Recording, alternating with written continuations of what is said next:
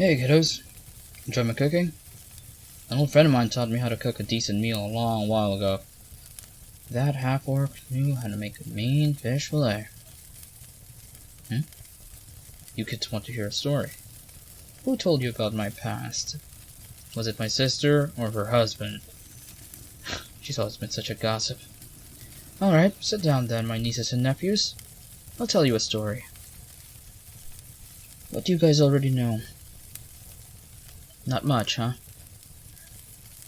Well, you're right about the hunting monsters part. I did that a long time ago. And you want to hear about that? Most of you kids are already around your teenage years, getting to understand the world better and everything. So I'll be honest with you. A lot of monsters tend to look like us out there. Yes, shapeshifters too. But I mean people like us. People will do things that we can't even begin to understand just to get what they want. Money, power, knowledge, hell, even the three of those and more. There's plenty of people out there who will do just about anything. Oh, you want to hear about that now? I guess I set myself up for that one. Alright. Back in the Jagged Earth, or Region 3, I was in the capital after traveling from the Highlands. I was tired from the last hunt I did. Maybe I'll talk about that some other time. It was a nice quiet evening in an inn with almost no one around, and then someone came in, wearing expensive black and purple fabrics and decorated scabbard on the hip. What was that? Was she pretty? He was male. A human, too. Anyway, he stuck out like a sore thumb, so it piqued my curiosity. I eavesdropped a bit and heard him talking to the innkeeper about news. I heard them talk about strange knights clad in black armor causing trouble around this area, in the hills toward the east. I approached him when he stuck around for a drink. Told him that I was for hire. Keep in mind, I was a freelancing mercenary at this point. Getting hired to do that kind of work was just one of the ways I could keep traveling the way I did. He introduced himself as Helmut Orthros. Now, if that's familiar to you, he's a noble. A duke, actually. But at the time, I didn't know that. We got to talking about the issue somewhere more private, and he explained to me that these were old death knights of legend, which I thought was crap. We agreed on payment after the job, we called it a night there, and we decided on planning in the morning. In the morning, we were going off to go look for clues outside the city. I told him we should just capture one of these knights and question them, but he insisted that they travel in groups, and would overpower us easily. So I considered it a last resort. We took a carriage to a village called Gurdok. It's full of grumpy gnomes, but they're actually pretty friendly. Helmut and I got to talking on our way there. He said he had business to settle with these knights. Call me dramatic, but there was something in his eyes when I looked into them. Like there was some kind of fire burning inside him that's making him go out here like this. Alone, even, if I didn't come along. He said he knew how to fence and that he was quick on his feet. I was a bit different. I use a much bigger sword and wear metal, chainmail, in this particular adventure. I don't tell everyone this, but I know very special magic. If I write runes on my weapons, like my sword, or armor, or some object, it can carry magical effects on it. The sword above the fireplace is different from my sword back then, but they have the same rune of fire on them. I was about to show it on a carriage made of wood, of course. But when we started approaching Gurdok, both of us didn't have to wait long for a demonstration. These death knights were real, and it looked like they've killed a few of the guards already. I have to activate the fire rune on my sword by hitting an enemy first. But Helmut drew his sword, cutting his own hand near his scabbard, and before I could tell him how stupid he was, the blood on his blade began making sparks. Then after a few more seconds, he was running into the fray with a blade covered in arcing lightning. I came in running after him, and we engaged the knights. And let me tell you, these knights, folktale legend or not, were good fighters. They weren't just any bandit camping out in the woods or the average thug. Helmut and I were fighting with the town militia, but the way these knights coordinated and pushed into the town's defensive line was professional. I was pretty hurt, and so was he. The militia suffered too many injuries, and whoever was left shot arrows from behind while Helmut and I mopped up the last 3 in front of us. I'll be honest, I've never been in a real fight that difficult before those nights showed me how much of a beginner I still was. I was nervous. Helmut, though, after chugging a healing potion, still had determination. Or rage in his eyes, and remained brave. It was pretty inspiring. We kept fighting. I used my fire rune to restrain one of the knights while I took care of the one that was carrying the shield. I left his side open after my feint. I turned around to help my partner, but I was just in time to see him almost glide through the air to land his sword directly on the restrained knight's throat.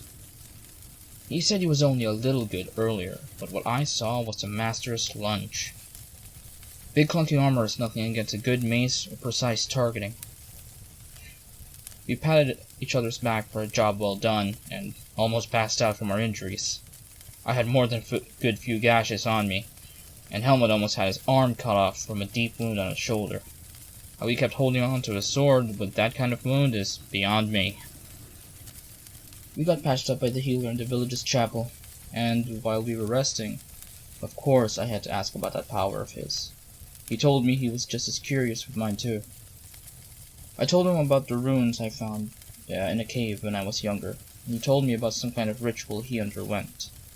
I get to invoke the powers of the giants, while he could use his blood to create powerful effects similar to magic. He was pretty tight-lipped about it though. I had the impression it was supposed to be a secret. We couldn't leave the village, since we weren't exactly fit to fight, so we just answered some things from the militia captain, the town's militia captain, who was just as injured from the fight. We got congratulated a lot. It was a strange feeling. We asked our own questions over drinks while we had the captain's attention. She was a cute gnome woman, but the curving blade she carried around looked like it could give a nasty cut. She told us about seeing multiple patrols over the course of weeks now, but this was the first attack. I was never good with getting information out of people, so Helmut took over. He asked pretty specific questions, which I assumed was because he's been on the case for a while. He asked about carriages with cages, certain flags or banners, marching songs. It was very specific. All he got were negatives for his questions, except for the ones regarding cages. She said the patrols she's been receiving reports of had those. The reports didn't say if there was anything in them or not, though.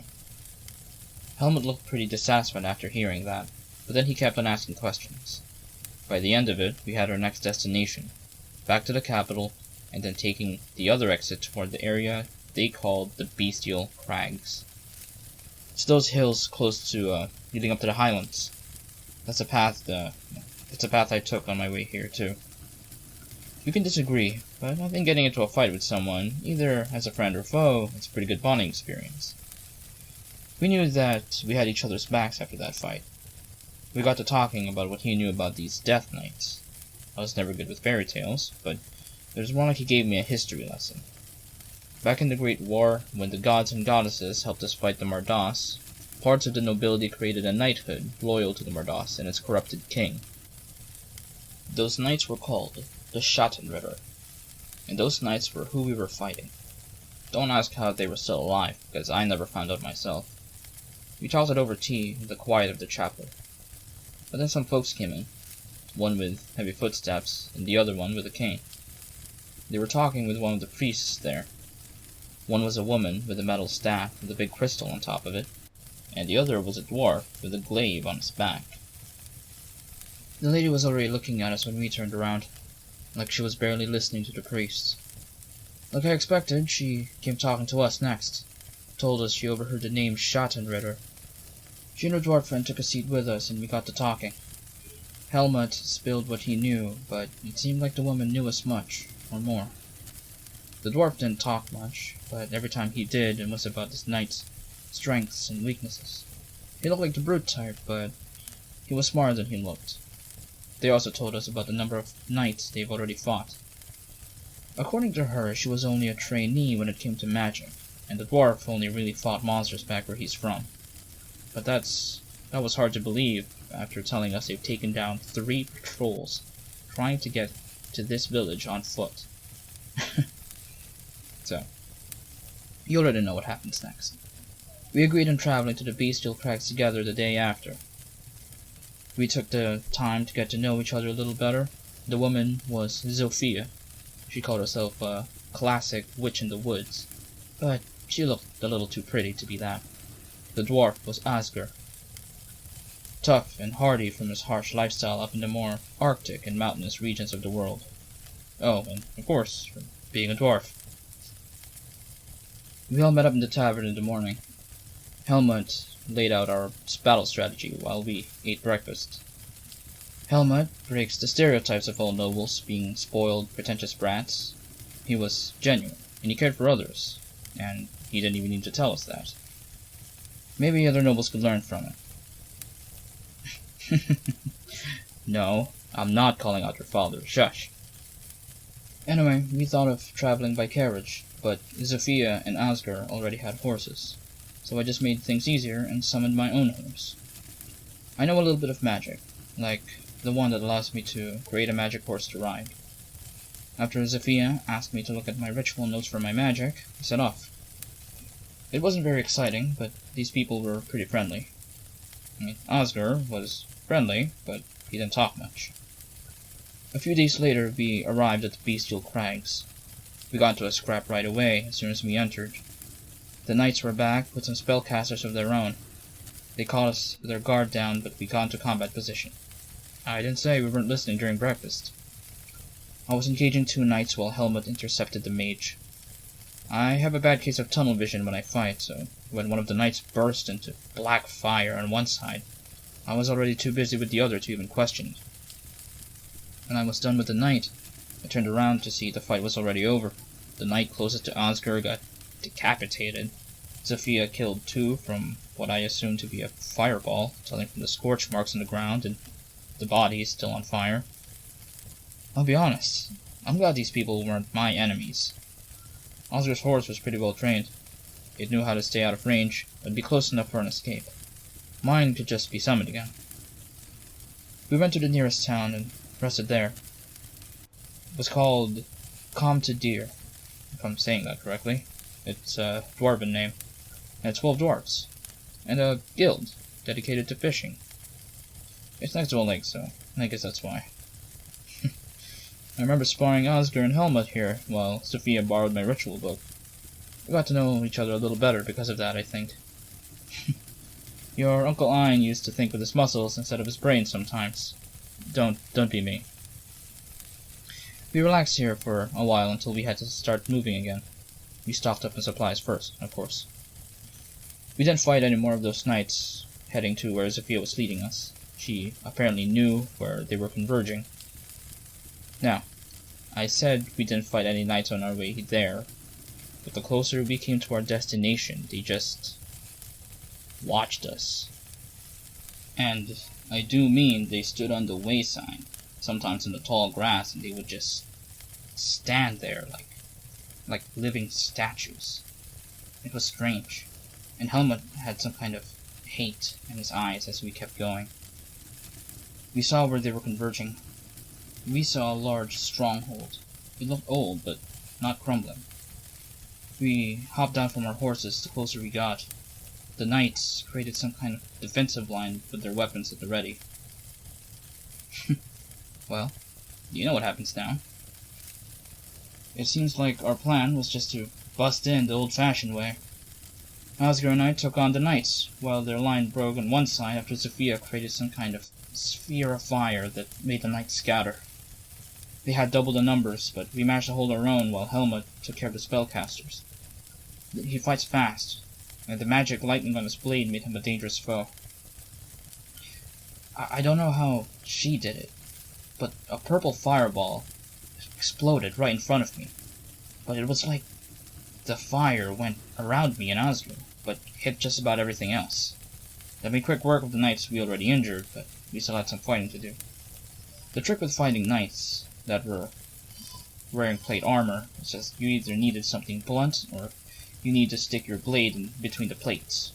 The second one was difficult, but doable, and it's exactly what I did to win. Osgar won his fight with brute strength alone. Apparently, ghosts. He explained to me that his anger was tied to his ancestors, so they come to his aid. It's not a power I understand very well, but I'm sure they're saying something about me and my rune magic, wherever they are right now. Our problem after the fight was getting inside. The old portcullis wasn't functioning anymore, but there were some big doors stopping us from just entering the stronghold itself. We scouted around until we settled for climbing up to the closest window to the ground. It wasn't easy, but we managed to get in that way. We didn't have the proper layout of the place, though, so we were walking around blind. The place was lit with magic flames and the torches, so seeing wasn't a problem at least. We were on edge the entire time. There was an instant we made a bad turn and ran into a group of spellcasters again. I still held back my magic since Zophia's warnings of powerful present in the stronghold convinced me that there was something bigger to worry about.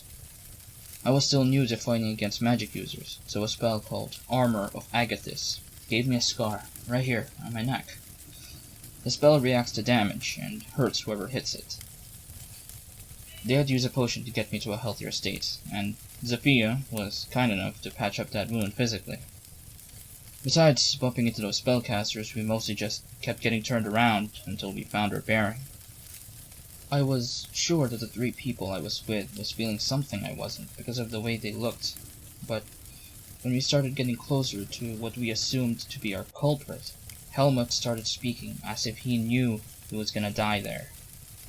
Out of nowhere, he just said, "I am Duke Helmut Orthros Dagos, of the infamous Dagos family. Centuries ago, one of my great-grandfathers established the Schattenritter to serve Loka Sylvain and turn against the Holy Family, tarnishing the name of my family and our legacy." And I thought we were going to have some kind of strategy review before barging in, but no. Helmut literally kicked the doors open to some kind of ritual chamber. "Claytonus Dagos," he shouted, "I am here to banish you, in the name of the family you ruined." We got into positions, obviously, but personally, I wasn't ready to see what I saw. Believe it or not, we were looking at a heavily armored knight with no head, just fire where his head should have been. Not only that, he had a powerful aura around him, just by the way he stood at the other side of the room, surrounded by his fellow knights. You would know he's the commander. Helmut wasn't afraid to get close to exchange words, however, so we kept our formation with him at the lead. That Dagos guy did the same with his men. Now, without wasting your kids' time, they bickered about their beliefs and what their family stood for. Helmut believed in noblesse oblige, to help the less fortunate because he was in the position of privilege, while Dagos believed in power and domination. He thought that there wouldn't be any problems left to deal with if him, his successors, and his knights were put in such a position. Helmut gave up his luxuries and privilege and risked his important life out here to kill Dagos. And Dagos apparently returned from the dead to re-establish the Schattenritter and fulfill his original goal by any means necessary, and that includes slavery and indoctrination, explaining the cages and kidnappings. So, like almost every time there's 2 beliefs and principles on the table, causing friction, it erupts into a fire. In this case, it's us against Dagos and his knights. Dagos was no slouch. From what I studied, Dagos was an infamous warlord part of the Mardos Legion, and, of course, Knight Commander of the Schattenritter. He commanded his units like the Great War was just yesterday. Osgar had to defend Zofia while the Knights cut me off from them.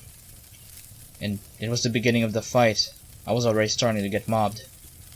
As far as I knew, Helmut engaged Dagos on his own. I'm not sure if that was intentional or not. And after getting bashed with a kite shield, that was my cue to start showing my cards. Something I haven't said I can do is that I can use my rune magic to turn myself into something like a giant.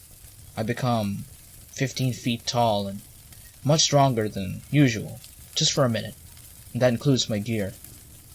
I could cleave down knights easily in that form, but they were still hardy. I threw one like a metal doll to the group of 5 that Asger was somehow fending off alone. They scattered quickly, and Sophia was able to catch them all with another explosive fireball. The knights we fought were definitely elites, seeing as how they were clearly more skilled and sturdier than the ones we already fought. Even in my giant form, I had to use the Rune of Frost for even more strength, since some of the knights were getting smart and hitting my weak points, or trying to get me closer to the ground. It became more of an issue after I killed all the knights around me. Dagos himself approached me while Helmut was still being held by hands made of stone that came out of the ground. Dagos was about 6 feet tall, but this man, or whatever he was, wasn't afraid to fight me head to head. I had one good hit on him, but he uses his spear to block and parry my blows. A normal spear would have broken after any of my attacks, but his spear was likely magical. Even while engaged with me, he reacted quickly enough to Sophia's fireball and caused it to fizzle right before it reached him. It was at this point he got a good stab right around my torso, but luckily Asger joined the fray, and later also Helmut. His display of martial discipline was inhuman, blocking attacks that were directly behind him, having the reflex and awareness to use a shield spell just when Sophia was about to send another fireball toward him. Now, I don't know what your parents told you, but sometimes, actually, a lot of times, I'm not the superhero you think I am. Dagos, for lack of a better term, knocked me to my ass. Quite literally, even. I was barely conscious after all the blood I lost from taking his blows. I saw Asger getting restrained by vines that broke through the floor. Sophia got on her knees with her eyes welded shut. And then there was Helmut, who was left to fight Dagos alone. There was definitely shouting, and it echoed through this big room. I couldn't do anything except watch for now. Helmut definitely went over his limits and fought, knowing that only one of them is going to be left standing by the end of it. Dagos was quick, but Helmut knew how to turn parries into a string of slashes and thrusts. But when I thought he was going to win, Dagos surprised him with the blunt end of a spear, dazing Helmut and getting ready for a lunging thrust. Helmut probably couldn't see after a hit like that, but somehow he kept his stance and did a lunging strike himself. Now, he was going to die, obviously. A spear had longer range. But this is where I learned a new ability. I fought through the pain and blood loss to raise my hand and invoke an old rune I could never use before. And as the two warriors leapt from their positions, my defensive rune absorbed the spear's blow, and Helmut's glowing sword pierced through the center of the armor and ending on the other side. The last thing I saw was Asger ripping off the vines off of him, and Sophia shaking her head like she just exited a trance. Then, I passed out. I woke up with that horrible tasting potion in my mouth, but the good news was that I wasn't dead, nor was I still bleeding. I was only out for a few minutes until they stabilized me. Helmut still had his blade embedded on Dagos' chest. It was just a plain suit of armor now that the magic fire that gave it a body is gone. At this point, we could piece together his story, albeit with a lot of things probably left unsaid. So, we gave him some peace and quiet. When we approached him, he just sighed and told us we should all leave. As we were leaving, Sophia said that the presence disappeared from the stronghold as we tried to find our way out. And we talked about how glad we were just to be alive after that. We had a humble celebration back at Camp Tadir. We had some good fish, some good alcohol, and then we parted ways the next morning. Helmut said he was returning to Azaria, and Sophia and Asger said they were headed to the Highlands next. Not really the most exciting ending, huh? I don't tell these stories very often, but it's nice to reminisce. Go easy, Emil, right? Maybe I'll get better for the next time. If you want to take something away from this story, I guess, it's that both Helmut and Dagos were people that sacrificed things in their lives to get what they want. Dagos gave up his humanity to serve the disgraced king, Lucas Sylvain, to obtain power and dominance, while Helmut became something called a blood hunter. From what I understand, he overcame a ritual drink that tainted his blood to attune to the creatures we would consider to be monsters, to better hunt them. And it's permanent, as far as I know. Helmut is still a duke from his area, but he will forever continue to hunt monsters, whether he likes it or not. But between you and me, I think he likes being outside of all the nonsense of court politics. Whether or not he made a smart decision, he believed that's what he had to do, and made it work in his favor. Determination like that has a place in each and every one of us, but it's on the individual if they have the willpower to invoke that power inside us. And more importantly, it will be up to that individual as to where that determination will lead them. Well, I guess that's enough for me, I think. You kids need to get to bed. It's getting late. I'm not exactly a bard, so storytelling isn't my forte. But I hope you kids found something interesting to listen to. Now, come on, go to sleep. I'll see you in the morning, my nieces and nephews. Good night.